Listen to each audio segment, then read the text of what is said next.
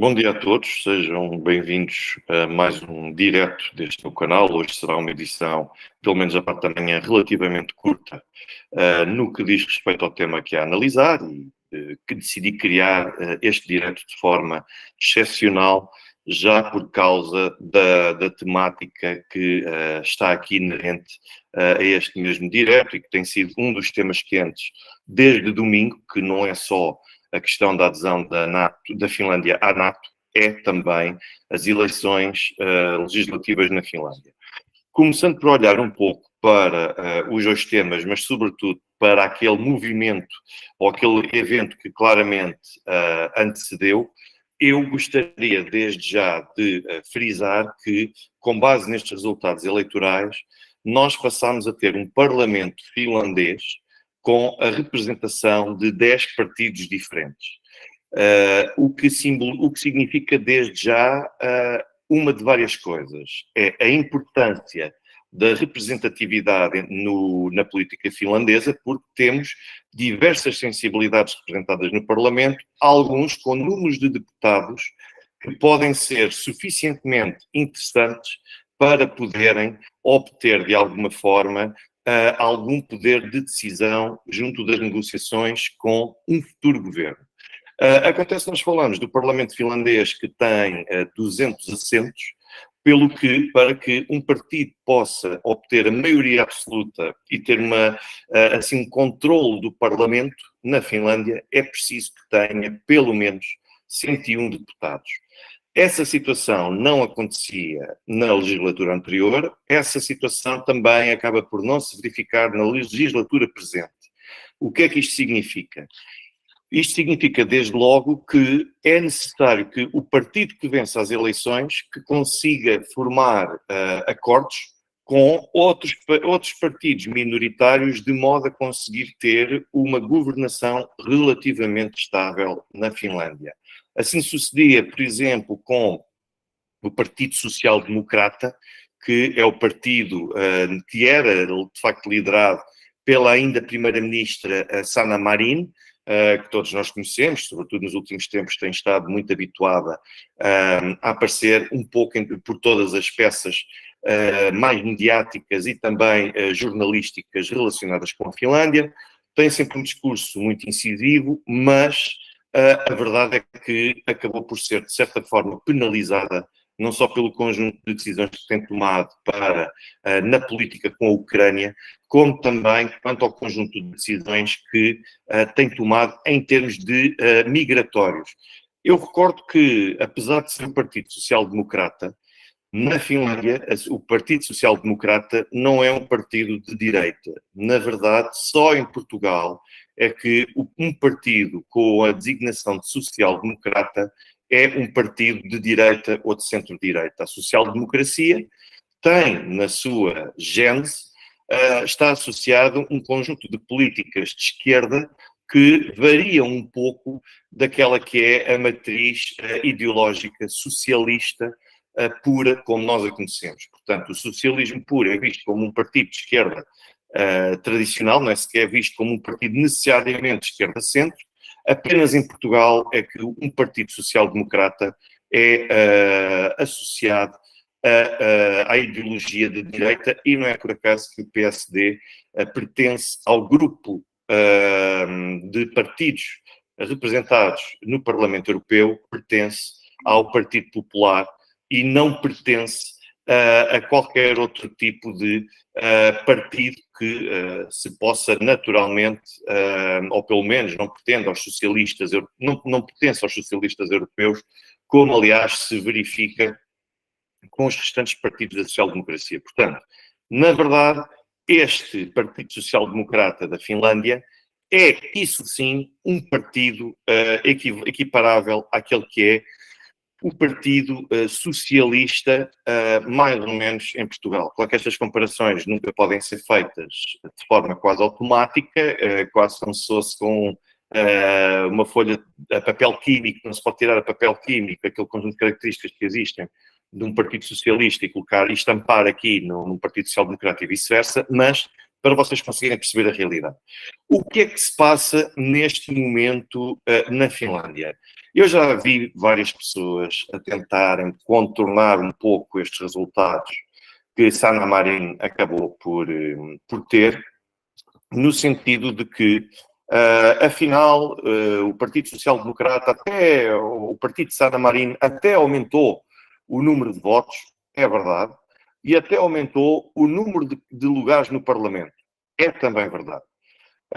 Sanna Marin tinha representação, tinha o seu partido representado no Parlamento com 40 assentos, passou a ter mais 3, passa a ter 43, ainda assim não tem correspondência, pelo menos relativamente a cerca de 25%, ou seja, não controla sequer um quarto do Parlamento, nunca controlou, aumentou a votação, aumentou, porque teve 580 e qualquer coisa mil nas últimas eleições, agora teve 616 mil, mas a verdade é que o partido da coligação nacional aumentou em 10 assentos a sua representação no Parlamento e pode ser considerado o partido que venceu as eleições na Finlândia, porque foi o partido mais votado, é o partido mais representado, portanto, foi o partido que venceu as eleições na Finlândia. O segundo, e este partido, a Coligação Nacional, é um partido que se pode dizer de direita, um partido de direita que varia um pouco entre os contornos que nós temos de CDS, com também de PSD e até mesmo eventualmente de Iniciativa Liberal no que diz respeito a políticas económicas, mas é um partido conservador. E sendo um partido, apesar de tudo, com algum nível, se pode considerar de certa forma como um partido relativamente conservador, nós estamos sempre aqui perante um partido de direita. Depois tínhamos também o segundo partido, que foi o segundo partido mais votado e que continua a ser a segunda força política com maior projeção, é o Partido dos Verdadeiros Finlandeses, ou o Partido dos Finlandeses, como também é conhecido. É o partido que tinha 39 lugares no Parlamento, ganhou mais 7, portanto continua a crescer ainda mais do que o partido de Sanna Marin, acaba por ter 46 assentos, mas o que isto tudo significa é que, na prática, o partido de Sanna Marin se cresceu, os restantes partidos que faziam coligação com o seu partido acabaram por ser fortemente penalizados, nomeadamente a Aliança de Esquerda, nomeadamente também o Partido de Centro e até mesmo a Liga Verde, por assim dizer. Portanto, foram os partidos que perderam muitos deputados.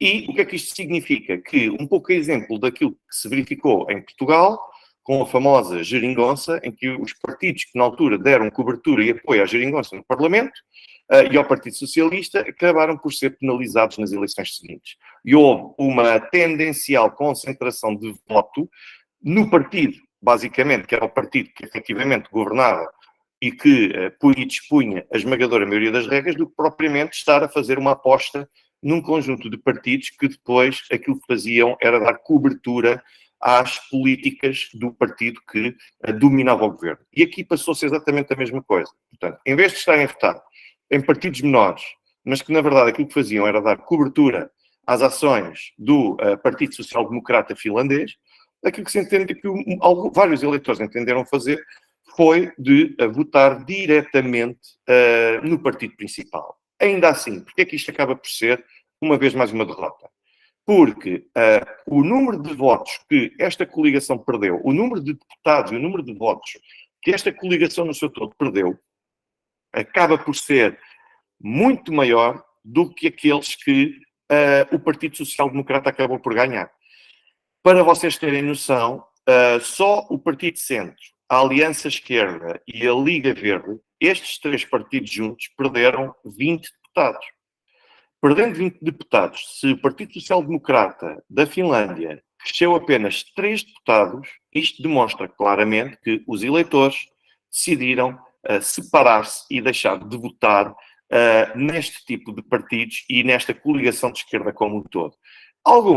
Vários deles, decidiram transferir o seu voto diretamente para aquele que era o partido que efetivamente dominava essa coligação e que tinha influência direta, que era o partido de Sanna Marin. Qual é que é aqui o problema neste momento? É que a Finlândia tem uma situação económica que nós podemos dizer que desde a questão da pandemia se agravou significativamente com as questões relacionadas com a inflação, com a perda de poder económico num país que era economicamente e financeiramente visto como um exemplo para a restante União Europeia, em termos de crescimento, em termos de estabilidade, mesmo em termos de sociedade, era visto como um exemplo.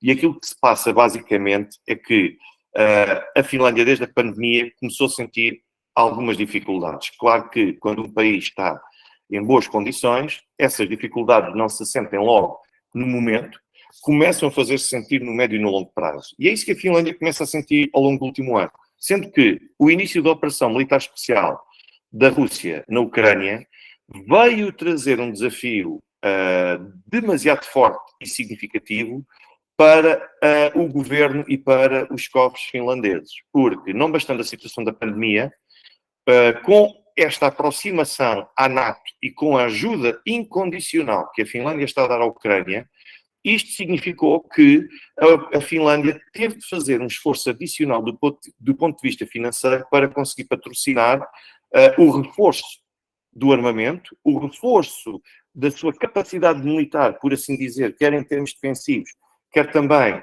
em termos ofensivos, e depois a transferência de valores e de verbas para apoiar o esforço ucraniano no terreno.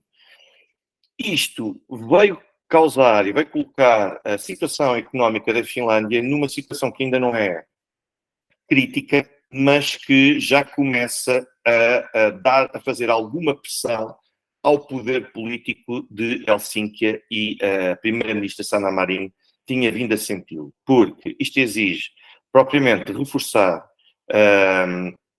o conjunto de bens e de armamento que se tem quando se pretende e quando se decide entrar na NATO, ou quando se percepciona uma ameaça que não existe, como era a suposta ameaça da Rússia sobre a Finlândia, uma ameaça que nunca existiu, nunca houve qualquer tipo de disputa. A Finlândia nunca foi sequer entendida, direto ou indiretamente, como sendo um país da esfera da ex-União Soviética ou agora da Rússia. Portanto, não havia qualquer tipo de litígio ou de conflito entre a Rússia e a Finlândia. E a Finlândia decidiu tomar o passo de aderir à NATO. Essa adesão inicia-se hoje. É uma situação, é uma adesão que acaba por ser extremamente crítica por causa disto, porque em termos financeiros a Finlândia vai ter de continuar a fazer esse esforço. E não é por acaso que o presidente, neste caso, o representante da coligação nacional, do Partido da Coligação Nacional, que é Petteri Orpo, acho que era importante que as pessoas começassem já a decorar este nome. A Sanna Marin, vamos perceber qual é que vai ser a figura dela nas próximas semanas. Depois da Páscoa é que vai ser discutida a formação de um novo governo. Mas Petteri Orpo sempre foi um apoiante incondicional da adesão da Finlândia à NATO. Portanto, não é por aí. O que está aqui em causa não é uma mudança de política propriamente dita. A ajuda e o auxílio à Ucrânia vão manter-se nessa mesma linha. A diferença de Petteri Orpo para Sanna Marin vai ser, sobretudo, que a Finlândia vai ter de começar a fazer opções. Vai ter de começar a fazer opções no sentido de o dinheiro não dá para tudo e vão ter de perceber onde é que vão ter de começar a cortar para conseguir compensar de alguma coisa, de alguma forma, e de equilibrar o esforço financeiro que tem recaído sobre Helsínquia e que vai continuar a aumentar como resultado da adesão da Finlândia à NATO. E Petteri Orpo já ameaçou naturalmente com cortes em matéria de apoios sociais. Começa por aí. Logo aqui nós começamos a perceber onde estão as políticas da direita e até dos liberais. É que encontramos aqui essa necessidade percepcionada pelo Petteri Orpo, e já alertou para isso, de cortar nos apoios sociais. Para quê? Portanto, o próximo primeiro-ministro, sucessor de Sanna Marin, que vai começar a reunir-se com um conjunto de outros partidos e que já disse que não tem interesse em coligar-se com o Verdadeiros Finlandeses, que é um partido que poderíamos equiparar mais ou menos ao Chega, aqui em Portugal. Portanto, começam a entrar estes partidos de direita na demagogia de termos um partido de direita que prefere coligar-se com o Partido Socialista da Finlândia, o equivalente ao Partido Socialista da Finlândia, do que propriamente em coligar-se com o partido de direita, sendo que é importante ler e interpretar os resultados eleitorais. A Finlândia tem cada vez mais pressão da população por causa dos fenómenos de migração.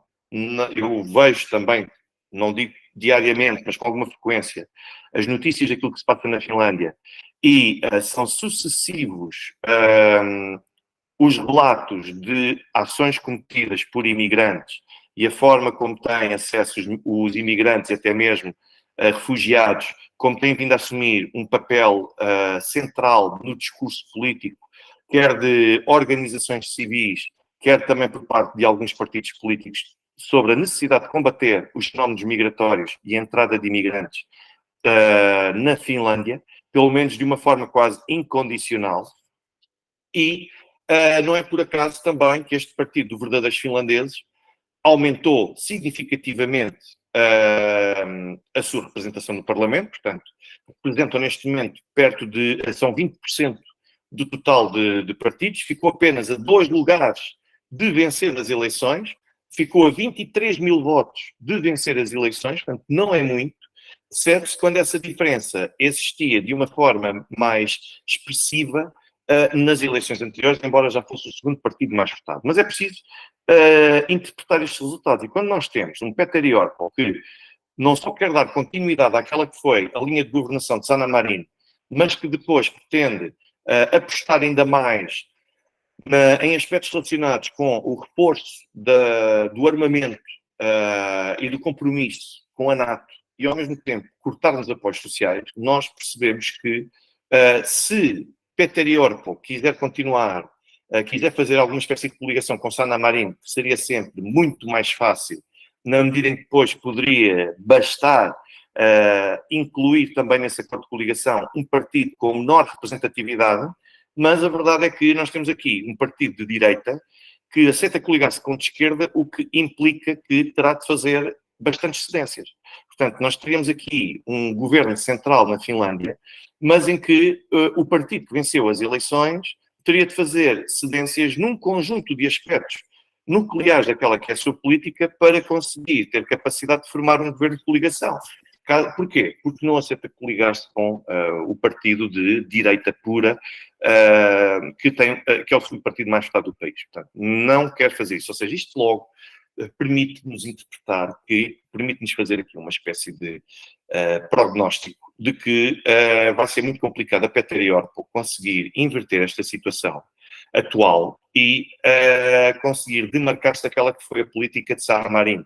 Portanto, se é para trocar apenas uma mulher por um homem, e depois na prática as políticas vão manter-se exatamente as mesmas, vai ser muito difícil a Peter Orpo conseguir assegurar que vai conseguir inverter a atual crise de situação económica e conseguir justificar mais tarde ou mais cedo que está a cortar em apoios sociais, se para todos os efeitos quiser continuar a alimentar o esforço belicista, não só o da Ucrânia, como também o compromisso que a Finlândia vai ter com a NATO. Aliás, neste quadro do compromisso que a Finlândia, a partir de agora, começa a ter com a NATO, na prática, muito pouco vai mudar. Porque o compromisso da Finlândia com a NATO sempre foi uma realidade. A Finlândia sempre colaborou de forma quase incondicional com a NATO, sempre participou em missões conjuntas com a NATO. A Finlândia sempre disponibilizou o seu território para missões e operações militares da NATO, ou seja, não é por aí que alguma coisa vai verdadeiramente mudar. Onde tudo vai mudar vai ser em 2 aspectos cruciais. O primeiro deles está relacionado com o acesso da NATO, que a partir de agora os países da NATO, em particular os Estados Unidos, passam a ter uma integração e um acesso quase incondicional todas as instalações militares da Finlândia, coisa que até agora não tinham. Até agora a Finlândia aceitava participar e aceitava cooperar, até colaborar, mas não havia quase esta espécie de superintendência que neste momento existe, porque os Estados Unidos, quer se quer não, são os países, são o país que lidera e que coordena a política da NATO. E agora, com essa adesão à NATO, isto significa que os países da Aliança vão passar a ter o direito de poder fazer a fiscalização e a monitorização e acompanhar in loco todas as instalações e bases militares que a Finlândia tenha e a poder fazer até uso dessas mesmas instalações. Este é o primeiro aspecto que muda, o que significa que aquela perspectiva que eu ainda hoje li e que de facto é no mínimo hilariante e é para não chorar, é ver quando que nós temos tivemos uma análise escrita de não sei quem, a dizer que, a partir de agora, as fronteiras da Rússia estão coladas com as fronteiras da NATO, ainda, de uma forma ainda maior. Mas vamos lá ver. Ou seja, a ameaça está colada às nossas fronteiras. Foi assim que foi dito. Então, mas vamos lá ver uma coisa. Foi a Rússia que se expandiu ou foi a NATO que se expandiu e decidiu colar-se ainda mais às fronteiras da Rússia? E a Rússia é uma ameaça porquê? A Rússia nunca foi uma ameaça, nem sequer no tempo da União Soviética, porque há aqui uma coisa que estes políticos europeus querem contrariar, que é uma estratégia que se aprende até em geopolítica, em cursos de relações internacionais, e que é as zonas tampão, as chamadas em inglês buffer zones, para que haja, se quando existem potências que podem chocar e que podem, de facto, de certa forma, contribuir para aumentar a tensão e provocar uma reação que mantenha uma situação de insegurança permanente entre essas duas potências, a única forma de conseguir acautelar que isso se verifique é através da criação de zonas tampão. A Ucrânia era um país tampão. A Bielorrússia era um país também que funcionava e funciona ainda como tampão. E a Finlândia era outro desses países. Ou seja, países neutros que não se envolvem diretamente em hostilidades e cuja dimensão territorial e geográfica permite que sirvam para atenuar a tensão entre as duas potências.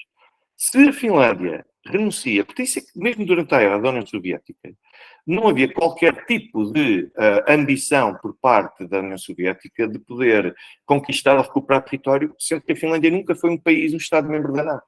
Portanto, nunca foi um aliado da NATO. Portanto, não havia essa necessidade. E aquilo que se verificou na prática é que agora a Finlândia decidiu quebrar essa neutralidade. E quebrando essa neutralidade por causa de uma suposta ameaça russa, que nunca foi sequer possível, quanto mais provável, então agora aquilo que nós temos é a Rússia a percepcionar esta adesão como uma ameaça direta também para os seus próprios interesses. E como é que essa ameaça direta se vai verificar? Não decorrerá da simples adesão da Finlândia à NATO, mas decorrerá da intenção de a NATO estabelecer bases militares na Finlândia. Poderá ser uma situação que a Rússia poderá não poder aceitar, dependendo da localização, dependendo também das características que essa base militar tiver. E depois temos um outro aspecto ainda também extremamente importante e que importa salientar, o que muda com esta adesão formal da Finlândia à NATO e que é a questão relacionada com o artigo 5º. É que, por mais cooperação, por mais colaboração, por mais que a Finlândia já estivesse envolvida, de certa forma, com a NATO, é agora, com a adesão formal, que um ataque contra a Finlândia passa a ser considerado um ataque a todos os membros da Aliança e obriga a que todos os países respondam perante qualquer hipótese de ataque à Finlândia. A Rússia não tem interesse nisso. Isso eu desde já asseguro. Mas é curioso nós vermos que o próprio Kremlin, Dmitry Peskov, já veio falar disso hoje, dessa adesão da Finlândia à NATO, que passa a vigorar a partir de hoje, e a forma como o Kremlin caracterizou essa adesão oficial a partir do dia de hoje foi chamar a expansão da NATO como tratando-se de uma invasão da segurança da Federação Russa. Portanto, os russos vão ficar numa situação de expectativa para tentar perceber como é que evoluirá a situação de participação da Finlândia na NATO. Mas, de momento, não existe qualquer interesse da Rússia de poder conduzir qualquer ação, qualquer ela que seja, contra a Finlândia pelo simples facto de ter aderido à NATO, porque, na prática, já pertencia à NATO. Esta é, de facto, a situação. O que é que isto vai naturalmente criar? Vai criar maior tensão, desde já, para a própria Finlândia, que se coloca nesta posição a título gratuito, e vai colocar também maior exigência e maior pressão para os países aliados da NATO, onde se encontra naturalmente Portugal.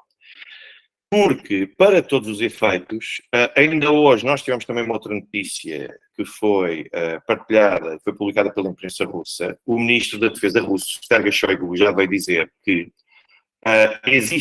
tem-se assistido a uma intensificação das atividades da NATO perto das fronteiras da Rússia e da Bielorrússia, ou seja, essa pressão existe, essa pressão é crescente e os russos vão ter de tomar mais tarde ou mais cedo uma ação e uma posição relativamente a isto. Portanto, não é de esperar que essa adesão da Finlândia à NATO venha a trazer maior segurança. Quanto à questão da Suécia, e apenas para terminar, por agora, o direto relativamente a este tema, tinha de fazer uma análise geral perante tudo aquilo que se tem vindo a ouvir. Perante a questão da Suécia, Erdogan, ao contrário daquilo que alguns iluminados comentadores diziam ano passado, em maio do ano passado, na televisão portuguesa, eu não vou tocar em nomes, mas sei perfeitamente quem são, a dizerem que Erdogan está apenas a representar aqui um papel de rejeitar a adesão da Finlândia e da Suécia à NATO, mas mais tarde ou mais cedo vai acabar por aceitar. Bom, a verdade é que no próximo mês já se cumpre um ano desde que isso foi anunciado e desde que Erdogan disse que não iria aceitar a adesão de Suécia e Finlândia. Aceitou da Finlândia por causa das condições que conseguiu negociar com a Finlândia. Quanto à questão da Suécia, a Suécia não está tão preocupada quanto isso neste momento, porque no próximo mês de maio nós vamos ter eleições presidenciais na Turquia.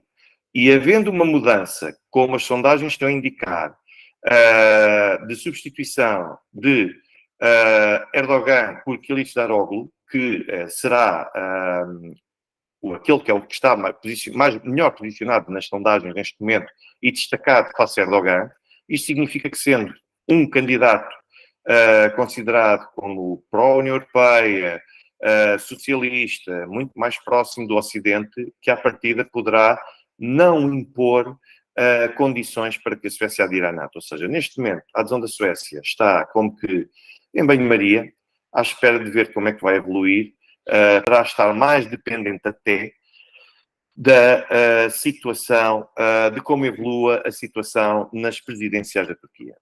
Por agora, eu hoje, como eu vos disse, este é um direto muito curto e mais logo espero estar de volta para tratar da questão da presidência do Conselho de Segurança das Nações Unidas, que passou a ser assumido pela Rússia.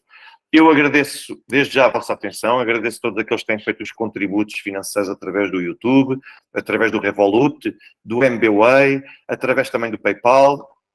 Todos aqueles que colocam o gosto nos diretos e nos vídeos, é extremamente importante para ajudar a dar visualização ao canal, que partilham os vídeos. Todos aqueles que deixam também comentários, questões, intervenções, todas essas questões são e tudo isso ajuda para que o canal tenha atingido a dimensão que tem atingido, e espero muito brevemente dar-vos já conta de um convidado com um nome de luxo, que nós teremos aqui brevemente no canal, e uma vez mais sugiro a entrevista ao professor Ivan Kachanovski, que foi realizada na semana passada e que agora já tem legendas em português devidamente revistas. Portanto, uma vez mais, muito obrigado a todos e tenham uma excelente continuação. Até logo.